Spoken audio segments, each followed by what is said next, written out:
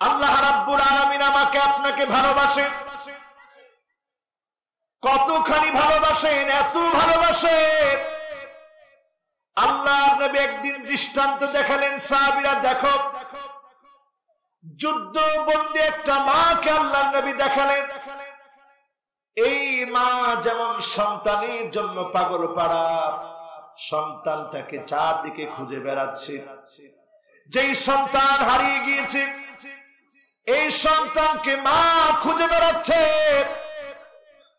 মা যখন বারবার পাগলিনীর মতো খুঁজে বেড়াচ্ছে, এক পর্যায়ে আল্লাহর নবী দেখা বললেন, দেখো এই মা যেমন সন্তানটাকে পাগলিনীর মতো খুঁজছে, যে কোনো বাচ্চা পেলে আদর করতেছে, মনে করতেছে তার বাচ্চা, চেহারা দেখে দেখে না তার বাচ্চা না। একটা পর্যায়ে মা সন্তানটাকে কাছে পেয়েছে, কাছে পাওয়া মাত্র যখন আদর করছে, চুলের গোড়া থেকে শুরু করে পায়ের তালু পর্যন্ত আদর করতেছে। আল্লাহর নবী দেখিয়ে বললেন, দেখো যেই মা এত পরিমাণ আদর করছে, এই মা কি সন্তানটাকে আগুনের ভিতরে ফেলে দিতে পারবে? সাহাবীরা বললেন, আমরুন মুস্তাহিল। ওগো আল্লাহর নবী, এটা অসম্ভব, এই মা সন্তানকে আগুনে ফেলতে পারে না। আল্লাহর নবী সঙ্গে সঙ্গে বললেন, সাহাবীরা শোনো, দুনিয়ার মা যদি সন্তানকে আগুনে ফেলতে না পারে, তাহলে যিনি আমার আল্লাহ কেমন করে গোলামদেরকে আগুনে ফেলবে? আমার আল্লাহ গোলামকে আগুনে ফেলতে চাইবে না। আমার আল্লাহ গোলামদেরকে জাহান্নামের আগুন দিতে চাইবে না। জাহান্নামের আগুন আল্লাহ রাব্বুল আলামিন গোলামদেরকে দেওয়ার আগে আমার আল্লাহর এমন 99 গুণ ভালোবাসায় টান লেগে যাবে, যেটা আল্লাহ কাউকে দেন নাই, যেটা কাউকে দেন নাই, কাউকে দেওয়া হয় নাই। কিন্তু তারপরেও মানুষ কেন জাহান্নামে যাবে? এই জন্য জাহান্নামে যাবে। উলাইকা জাযাউহুম আন্না আলাইহিম লা'নাতাল্লাহ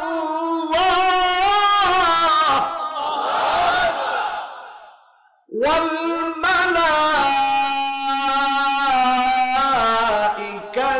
ওয়ান নাসি আজমাইন।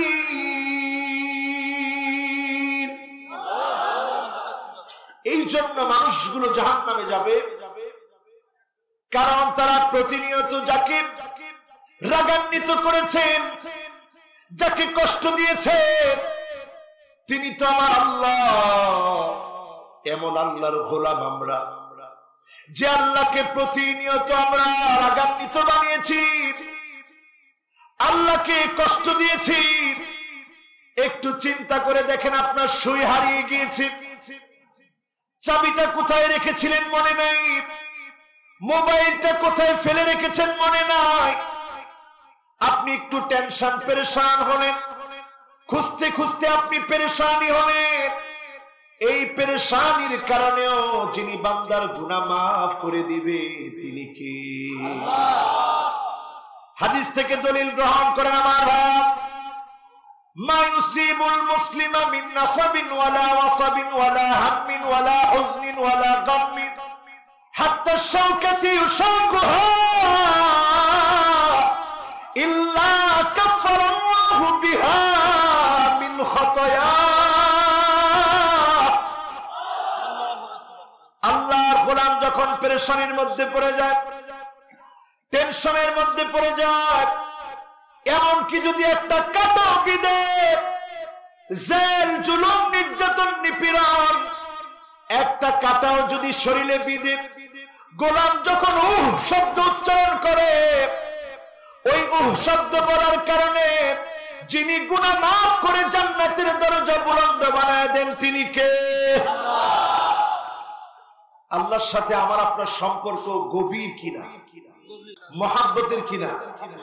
সেই মহাব্বতের বন্ধনটা যখন আপনি নষ্ট করেন, আল্লাহর লানত যখন আপনি অর্জন করেন, আপনি যখন জুলুম করেন, আপনি যখন ইলহাকুদ দারার আলাল আখারিন, নির্দোষ মানুষকে যখন দোষী বানান, আপনি যখন গীবত করেন, আপনি যখন পরনিন্দা করেন, আপনি যখন মানুষের উপরে অপবাদ তুলে দেন, আপনি যখন হিংসায় ফেটে পড়েন, আপনি যখন ইসলাম পন্থীরা মার খেলে যখন আপনি হাসেন, আল্লাহ জানায় দিচ্ছে লা তাফরাহ ইন্নাল্লাহা লা ইউহিব্বুল ফারিহিন।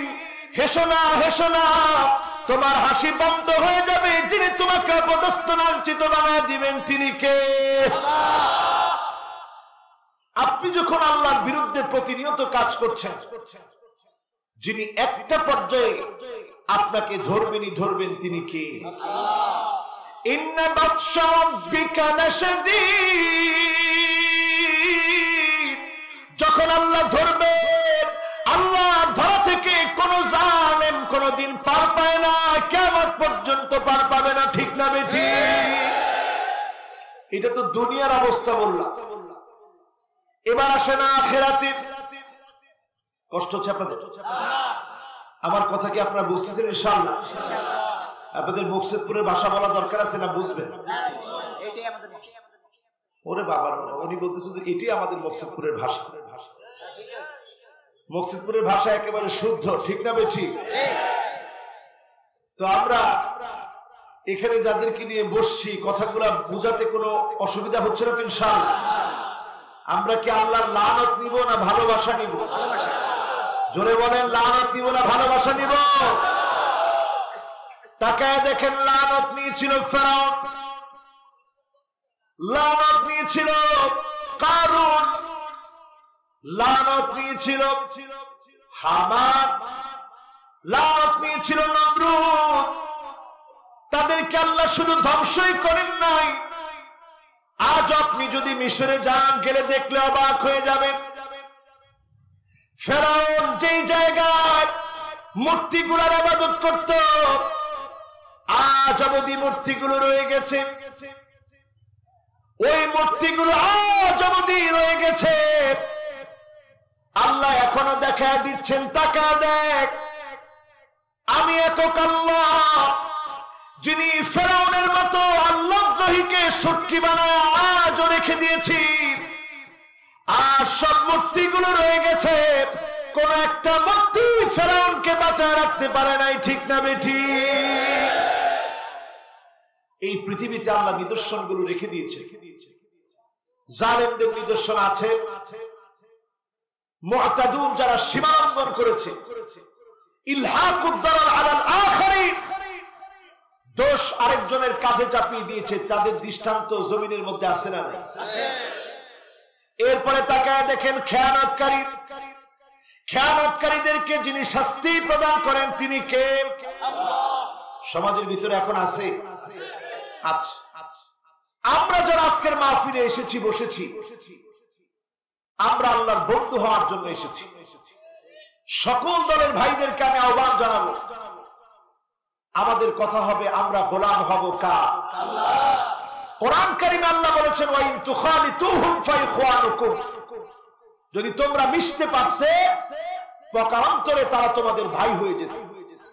যাদেরকে আমরা শত্রু মনে করি, বস্তুত তারা আমাদের শত্রু না। আমরা যদি দাওয়াত দিতে পারতাম, আল্লাহর কসম, এতদিনে এই জমিনের ভিতরে আল্লাহর দ্বীন কায়েম হয়ে যেত। ঠিক না বেঠিক? তবে এই কথা বলে রাখি, যদি আজকে দাওয়াতি কাজে বাধা দেওয়া হয়, কোরআনের মাহফিল গুলো যদি বন্ধ হয়ে যায়, এমন সময় আসবে দোকানে দোকানে মদ বিক্রি হবে, আটকাতে পারবেন না। ঠিক না বেঠিক?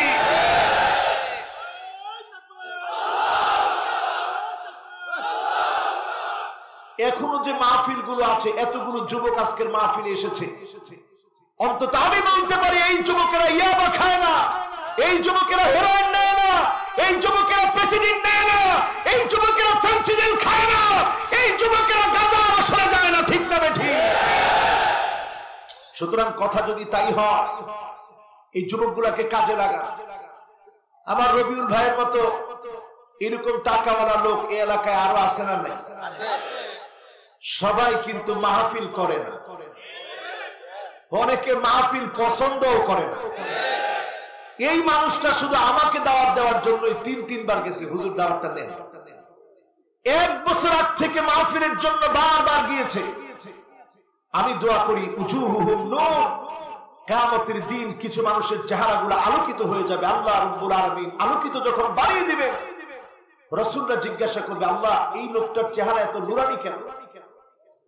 সেদিন আল্লাহ রাব্বুল আলামিন জবাব দিবে এই জন্য নুরানি, মুতাহাব্বুনা বিজালালিল্লাহি তাবারাকা ওয়া তাআলা।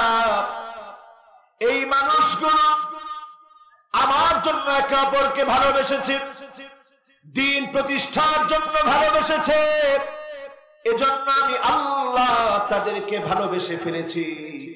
আমি আল্লাহ তাদের চেহারাগুলা নূরানি আলোকিত বানায় দিয়েছি। যারা মাহফিলের শ্রোতা হয়ে এসেছে, আল্লাহর কসম দ্বীনের মহব্বত ছাড়া কোন আকর্ষণ আপনাকে আনতে পারেন নাই, কোন আকর্ষণে আপনারা ছুটে আসেন নাই, কোন গায়ক, কোন নাচ, কোন গানের জন্য আসেন নাই। আল কোরআনের জন্য যারা এসেছেন, দ্বীন প্রতিষ্ঠার জন্য যারা এসেছেন, কিয়ামতের দিন চেহারাগুলোকে যিনি নূরানি বানিয়ে দিবেন তিনি কে? আমরা কি আল্লাহর মহব্বত চাই? সকলে বলেন চাই। জাহান্নামের আগুন হারাম বানাতে চাই? জোরে একটা তাকবীর দিয়ে বলেন আল্লাহু আকবার।